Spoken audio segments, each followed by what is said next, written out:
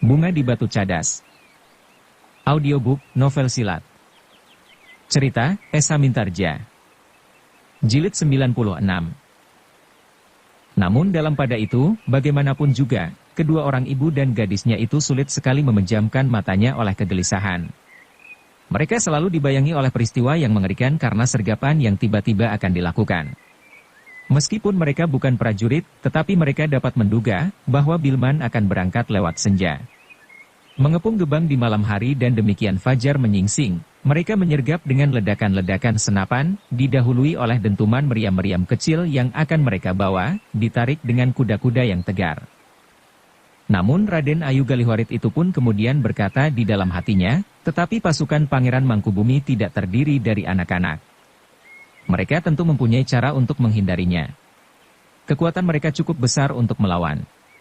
Selebihnya, tentu ada petugas sandi lain yang akan dapat menyadap rencana ini. Tetapi betapapun juga Raden Ayu itu berusaha memejamkan matanya, namun ia tidak berhasil tidur barang sekejap pun. Raden Ayu itu tidak yakin bahwa rahasia yang disimpan terlalu rapat itu dapat didengar oleh seseorang yang akan dapat menyampaikannya kepada pasukan Pangeran Mangkubumi. Bahkan nampaknya beberapa orang perwira penting pun tidak tahu apa-apa tentang rencana itu. Dalam pada itu, sebenarnya lah bahwa beberapa orang perwira dalam tugas Sandi Company di Surakarta, agak sulit menerima sikap Mayor Bilman atas kematian kedua orang perwira Company. Bahkan dengan ketajaman penciuman tugas Sandi, seorang perwira telah mengetahui hubungan yang erat sekali antara Mayor Bilman dengan Raden Ayu Galihwarit. Penyelidikan selanjutnya telah membawa mereka pada satu kesimpulan, bahwa ada persaingan antara mayor itu dengan perwira yang telah terbunuh di Istana Pangeran Sindurata. Meskipun petugas sandi itu tidak menyaksikan kesetiaan Mayor Bilman kepada tugasnya, namun agaknya dalam pengusutan kedua orang perwira yang mati terbunuh itu terdapat sesuatu yang kurang wajar. Namun demikian, petugas sandi itu tidak dapat berbuat sesuatu yang akan mengganggu rencana yang sudah tersusun. Bagi petugas sandi yang mengenal mayor itu dengan baik menganggap bahwa Mayor Bilman yang juga atasannya itu adalah seorang prajurit yang luar biasa. Kemampuannya di medan dan kemampuannya berpikir memperhitungkan muslihat peperangan telah diakui, sehingga ia mendapat tugas memimpin sepasukan yang dikenal sebagai pasukan khusus yang disegani. Yang kemudian dilakukan oleh petugas sandi itu kemudian adalah menugaskan orang-orangnya, terutama yang pribumi untuk mengawasi Istana Pangeran Sindurata. Mungkin terdapat sesuatu yang mencurigakan. Bahkan mungkin ada kesengajaan untuk membunuh Company yang memasuki istana itu.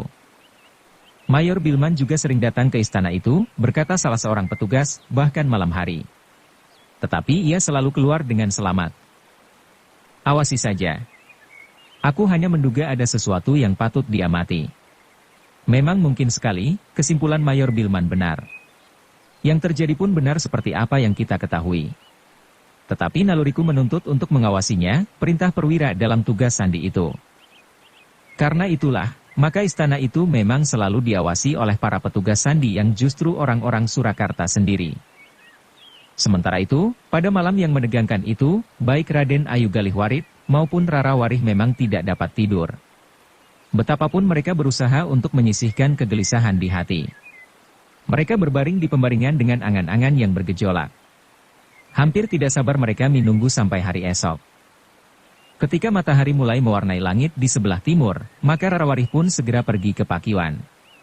Air yang diingin membuat tubuhnya menjadi agak segar. Namun terasa betapa tubuhnya sangat letih oleh perasaan yang gelisah. Ketika Rara Warih telah selesai dengan membenahi diri, maka ibundanya dengan nada cemas berkata, mudah-mudahan salah seorang dari kedua saudara angkat Juiring itu datang. Rara Warih tidak menyahut. Tetapi agaknya mereka masih harus memperhitungkan keadaan. Hampir di luar sadarnya, dalam kegelisahan Rara Warih itu pun kemudian berjalan-jalan di halaman. Rasa-rasanya ia memang menunggu kedatangan seseorang sebagaimana diharapkan oleh ibundanya. Bahkan Rara Warih hanya berjalan-jalan saja di halaman lingkungan halaman istananya, namun ia pun telah berada di pintu gerbang yang terbuka. Dilihatnya orang-orang yang lewat. Satu-dua dengan membawa barang-barang yang akan mereka perjualbelikan di pasar. Ada yang membawa barang anyaman, tetapi ada juga yang membawa hasil sawah dan ladangnya, tetapi ada juga yang membawa hasil sawah dan ladang mereka. Sayur-sayuran dan buah-buahan. Namun dalam pada itu di luar kehendaknya, dan secara kebetulan Rara Warih melihat dua orang yang duduk agak jauh dari pintu gerbang itu. Keduanya agaknya memang sedang mengawasi pintu gerbangnya.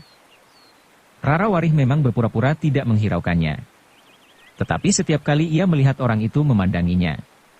Bahkan kemudian salah seorang dari keduanya berbicara sambil memandang Rara Warih yang berusaha untuk memberikan kesan bahwa ia tidak mengetahui kehadiran kedua orang itu. Tanggapan Rara Warih atas dua orang itu sangat menggelisahkan. Keduanya tentu bukan kawan-kawan Buntal dan Arum. Menilik sikap mereka, kedua orang itu sedang mengawasi regol istananya. Meskipun demikian Rara Warih memang menunggu sejenak. Jika keduanya adalah orang-orang baru yang akan menghubunginya, karena sesuatu hal telah menghalangi Arum dan Buntal, maka keduanya tentu akan datang kepadanya, atau salah seorang dari mereka. Tetapi keduanya sama sekali tidak berusaha membuat hubungan dengan Rara Warih. Bahkan nampak keduanya mengawasinya dengan sungguh-sungguh.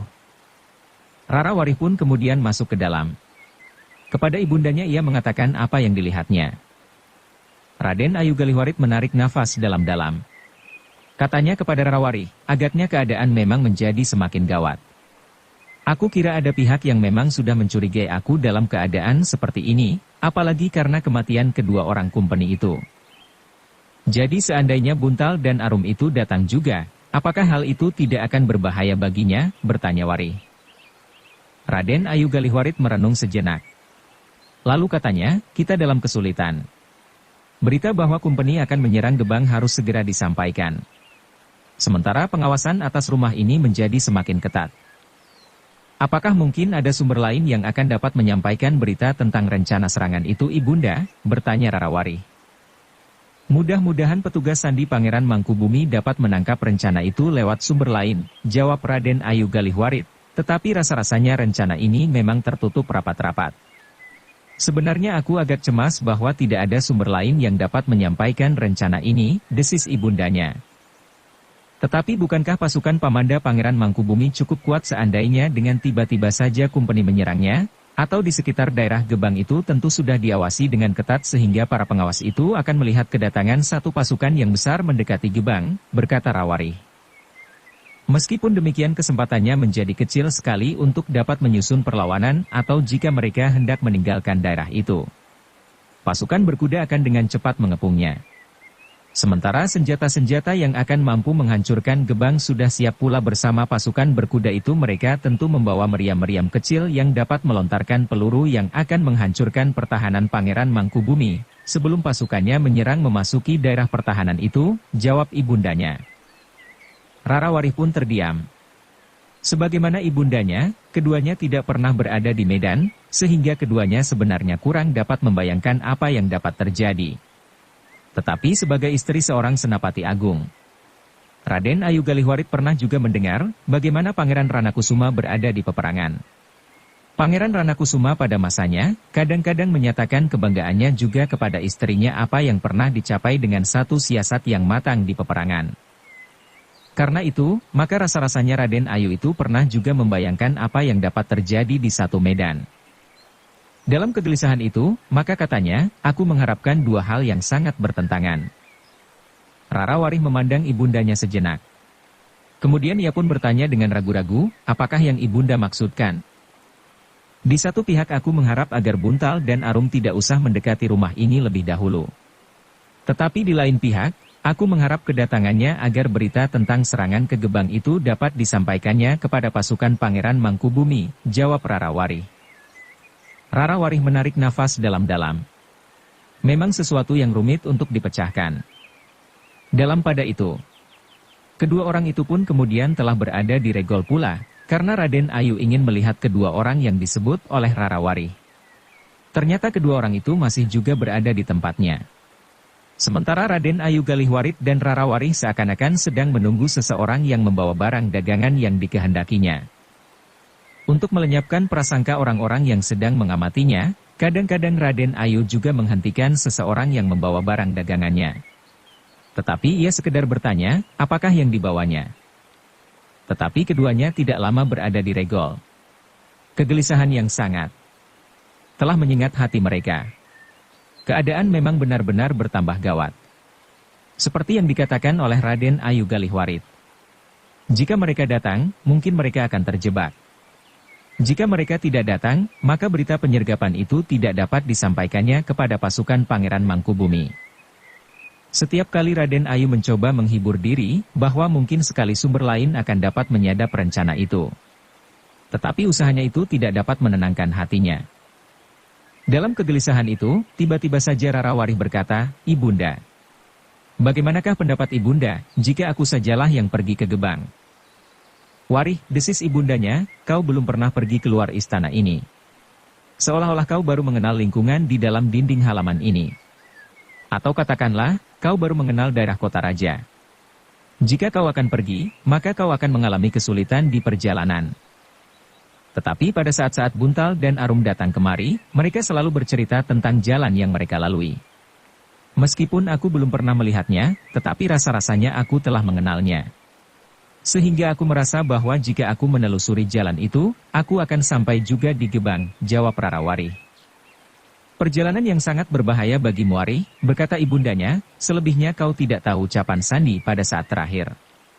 Jika terjadi salah paham, maka kau akan dapat mengalami bencana justru oleh para pengawal Pangeran Mangkubumi sendiri.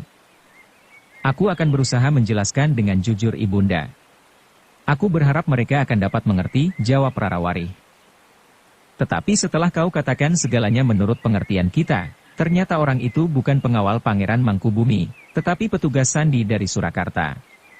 Nah, apakah yang akan terjadi?" bertanya Raden Ayu.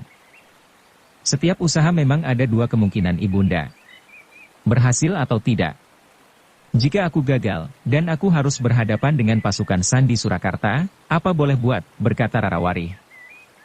"Tetapi kau jangan pergi Warih," minta ibundanya. Rarawari memandang ibundanya sejenak. Namun kemudian katanya, "Ibunda, dalam keadaan seperti sekarang ini, semua tenaga sangat diperlukan.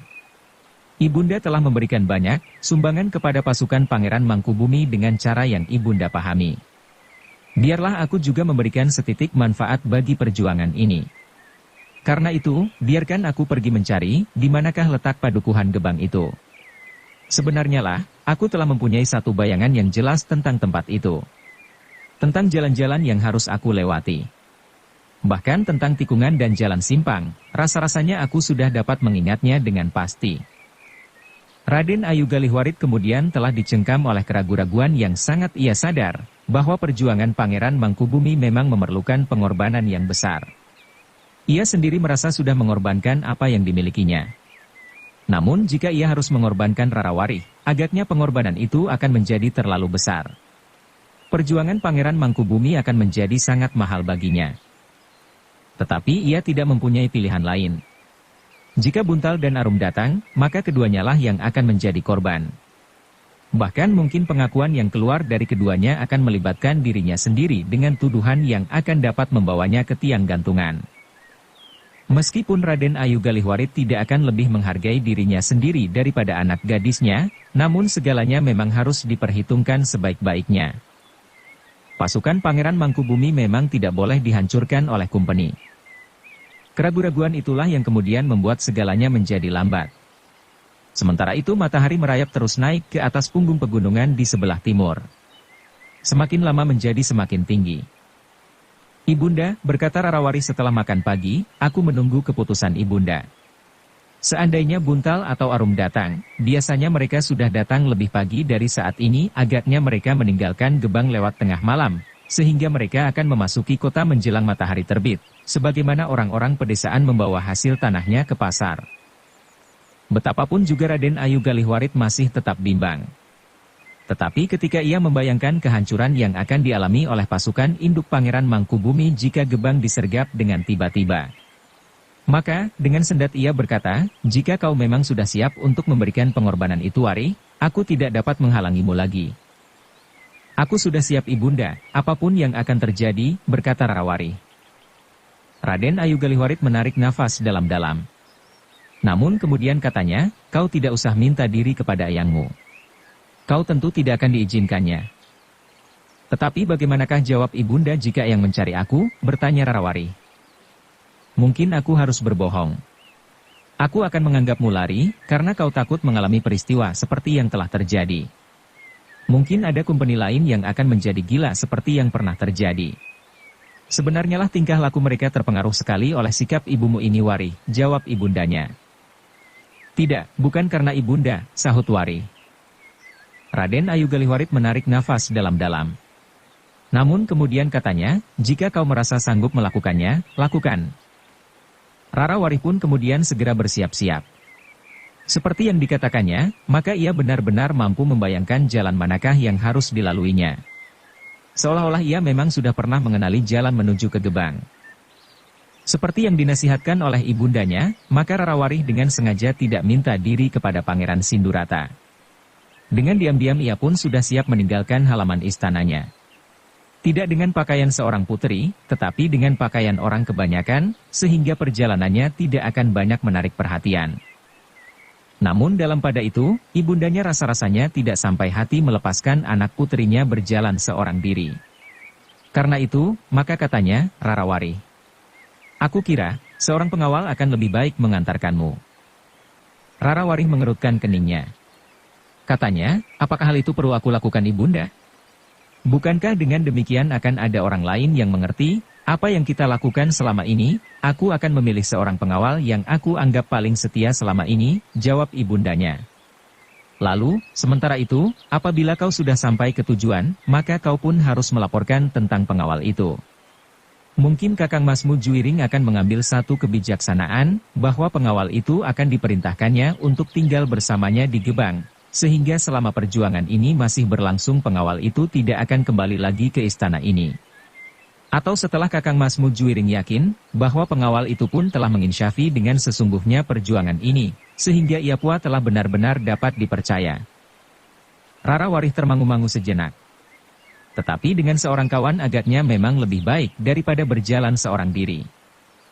Demikianlah maka Raden Ayu Galihwarit telah memerintahkan seorang pengawal yang dianggapnya paling setia, seorang laki-laki yang pendiam. Yang menurut penilaian Raden Ayu memiliki sekedar ilmu untuk membela diri jika diperlukan di perjalanan menghadapi orang-orang yang bermaksud jahat. Selebihnya, dalam pembicaraan yang sepotong-sepotong, menurut penilikan Raden Ayu, laki-laki pendiam itu juga mempunyai perasaan kagum terhadap Pangeran Mangkubumi meskipun ia tidak berani berterus terang. Jika ia ingin berkhianat, tentu hal itu sudah dilakukannya, karena orang itu juga mengetahui kehadiran Juwiring ke rumah ini, berkata Raden Ayu Galihwarit, bahkan juga kehadiran Buntal dan Arum. Ia pun tahu, siapakah yang sebenarnya telah membunuh kedua orang company itu. Ketika matahari menjadi semakin tinggi, maka Rarawari pun meninggalkan istananya melalui regol butulan bersama seorang pengawalnya. Tetapi tidak seorang pun yang menyangka, bahwa perempuan yang keluar dari regol butulan itu adalah putri Pangeran Ranakusuma. Mereka yang melihatnya, termasuk kedua orang pengamat yang dipasang oleh company itu pun menganggap bahwa yang keluar dari pintu butulan samping itu adalah para pelayan. Karena perempuan yang keluar dari regol butulan itu membawa keranjang anyaman, maka dikiranya pelayan itu akan pergi ke pasar untuk berbelanja. Apalagi bagi mereka, yang penting adalah justru orang-orang yang datang memasuki istana itu. Mungkin di antara mereka ada orang-orang yang pantas dicurigainya. Demikianlah maka Rarawari pun telah mulai dengan perjalanannya menuju ke Gebang diantar oleh seorang pengawal. Pengawal yang dianggap paling setia dan pendiam. Tidak banyak persoalan yang dibuatnya. Selalu patuh dan melakukan tugasnya dengan rajin dan penuh tanggung jawab. Namun orang itu akan dapat memasuki satu lingkungan yang akan memaksanya untuk tidak keluar lagi dalam waktu yang mungkin lama, tetapi mungkin juga tidak terlalu lama, apabila ia dapat membuktikan bahwa ia benar-benar setia terhadap lingkungan Pangeran Sindurata, dan juga kepada perjuangan Pangeran Mangkubumi. Demikianlah perjalanan itu dimulai ketika panas matahari sudah mulai terasa menggigit punggung. Namun dalam pada itu, bersama-sama orang-orang yang pulang dari pasar untuk menjual hasil kebunnya, maka Rarawari dan pengawalnya telah keluar dari pintu gerbang. Untunglah bahwa tidak seorang pun pengawal di pintu gerbang itu mencurigai mereka. Baik Rarawari maupun pengawalnya. Demikian mereka lepas dari gerbang kota, maka mereka pun berusaha mempercepat perjalanan. Tetapi Rarawari yang tidak terbiasa berjalan jauh, terlalu cepat menjadi letih. Namun demikian tekadnya yang membaja di hati, ia telah mampu mengatasi perasaan lelahnya, sehingga ia pun berjalan terus untuk beberapa lama tanpa berhenti. Ternyata daya angan Rarawari cukup tajam. Meskipun ia seorang puteri yang terkurung dalam lingkungan sempit, tetapi ia adalah seorang puteri dari seorang panglima yang memiliki kelebihan dari para senapati dalam tatarannya. Karena itulah, maka ternyata Rarawari benar-benar dapat mengenali jalan yang hanya dilihatnya dalam angan-angannya sebagaimana dikatakan oleh Buntal dan Arum. Ternyata pengawalnya telah mengikutinya dengan setia. Meskipun sekali-sekali Rarawari memerlukan pertimbangan-pertimbangannya, tetapi karena orang itu justru belum pernah melihat, mengenal maupun diberitahu oleh seseorang, maka ia tidak banyak dapat membantu. Namun demikian ternyata Rarawari tidak tersesat. Tetapi betapapun keras kemauannya, maka atas nasihat pengawalnya, maka sekali-sekali Rarawari pun beristirahat di bawah pohon yang teduh. Sementara pengawalnya pun yang nampak juga mulai lelah, telah beristirahat pula sambil memijit-mijit mata kakinya. Perjalanan Rarawari ternyata jauh lebih lambat dari perjalanan yang sering dilakukan oleh Arum dan Buntal. Arum dan Buntal adalah orang-orang yang terbiasa berjalan di jalan-jalan pedesaan. Bahkan menelusuri pematang dan tanggul-tanggul parit. Karena itulah, maka ketika matahari sudah turun ke barat, mereka masih belum mendekati Gebang. Tetapi aku masih mempunyai waktu, berkata Rarawari di dalam hatinya, pasukan kumpeni baru akan bergerak menjelang malam. Baru malam nanti mereka akan mengepung Gebang, dan baru esok pagi, saatnya fajar menyingsing mereka akan menyerang. Betapapun perasaan letih menyengat kakinya, tetapi Rarawari pun kemudian memaksa dirinya untuk melanjutkan perjalanannya menuju ke Gebang. Tetapi Yengge Teraya Kemudahan nampak terlalu lot adalah justru pengawalnya meskipun ia adalah seorang laki-laki yang memiliki kemampuan dalam olah kanuragan, namun ternyata ia tidak dapat berjalan terus sebagaimana dikehendaki oleh Rarawari. Setiap kali ia justru mohon untuk beristirahat barang senak. Kemudian tertatih-tatih ia berdiri dan melangkah mengikuti Rarawari. Sebentar lagi malam akan turun, berkata Rarawari. Tetapi bukankah Gebang sudah dekat? Bertanya pengawal itu. Rarawari memandang ke kejauhan. Ia melihat sebatang pohon nyamplung yang besar dalam sebuah gerumbul. Arum pernah menyebut pohon itu yang menurut kepercayaan orang-orang di sekitarnya sering menyesatkan orang berjalan. Namun agak jauh ia masih melihat sebuah gumuk kecil. Dan Rarawari teringat Arum pernah mengatakan, jangan hiraukan pohon nyamplung itu, Putri harus memperhatikan gumuk di sebelah. Lewat gumuk itu Putri tidak akan tersesat lagi. Jalan lurus menuai ke Gebang. Jika kemudian Putri harus menyeberang sebuah sungai kecil, maka beberapa puluh tonggak lagi Putri akan segera sampai.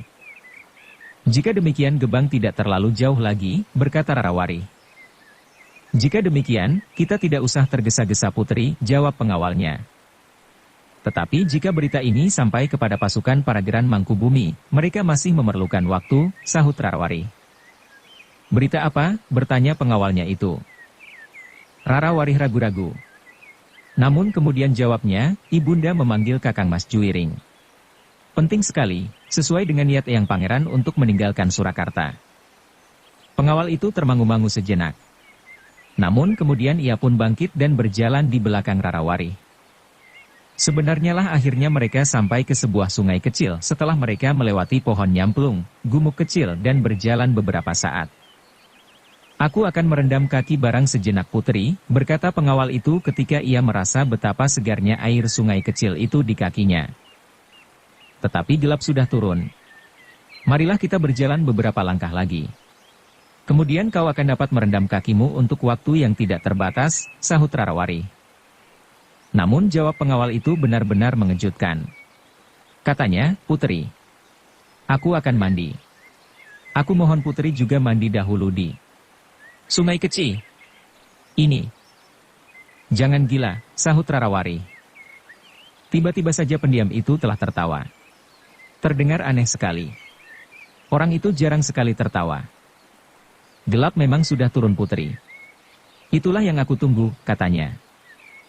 Apa maksudmu? Bertanya Rarawari.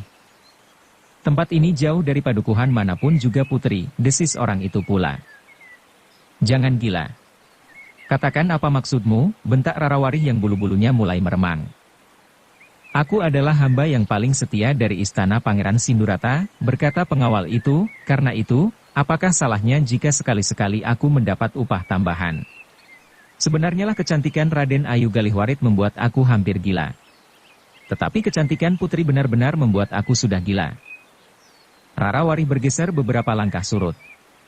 Tetapi pengawal itu tertawa semakin keras, putri akan lari kemana? Betapapun juga putri tidak akan dapat menentang keinginanku. Aku tahu rahasia putri dan seisi istana Sinduratan. Jika aku membuka mulut sedikit saja di hadapan Kumpeni, maka seisi istana itu akan digantung di alun-alun. Kau sudah gila, bentak Rarawari. Ya. Aku memang sudah gila. Tetapi jangan melawan kegilaanku. Tidak ada gunanya, berkata pengawal itu. Kau akan dibunuh oleh Kakang Mas Juwiring, geram Rarawari. Di sini tidak ada Raden Juwiring. Yang ada hanya aku dan putri. Jangan membuat aku marah. Hidup mati istana Sinduratan ada di tanganku. Sebagaimana Raden Ayu Galihwarit telah mengorbankan segala-galanya, maka putri pun harus bersedia berkorban pula bagi kemenangan pasukan Pangeran Mangkubumi, di antaranya pengorbanan seperti yang selalu ibunda putri berikan. Tidak. Jangan sentuh aku, teriak Rarawari. Dia merasa betapa segarnya air sungai kecil itu di kakinya. Jangan berteriak, bentak pengawal itu, aku dapat berbuat halus, tetapi aku dapat juga berbuat kasar melampaui kekasaran orang yang benar-benar gila. Kau tidak mempunyai pilihan lain putri. Bersambung ke jilid 97. Dukung kami dengan subscribe, follow, like, komen dan share. Terima kasih.